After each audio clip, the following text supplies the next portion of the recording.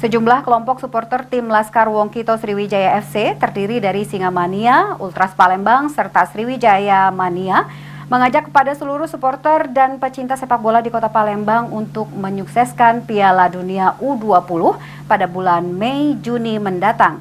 Hal ini dilakukan demi nama baik Kota Palembang, khususnya Provinsi Sumsel. Diwakili ketua kelompok supporternya masing-masing, supporter Sriwijaya FC siap untuk menyukseskan perhelatan Piala Dunia U20 yang akan digelar Mei-Juni mendatang di Palembang. Menurut salah satu ketua kelompok supporter SFC, Kusoy, pihaknya mengajak kepada seluruh supporter serta pecinta sepak bola di Palembang agar ikut serta menyukseskannya demi nama baik Sumatera Selatan, khususnya Kota Palembang di kancah internasional.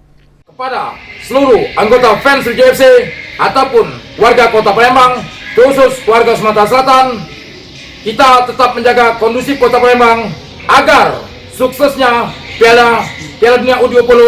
Semoga nama Sumsel harum di mata. Stadion Gelora Sriwijaya Jakabaring yang menjadi stadion kebanggaan Wong Palembang terpilih menjadi salah satu stadion yang akan digunakan untuk Piala Dunia U20 nanti bersama 5 stadion lainnya. Firman Hidayat, PAL TV.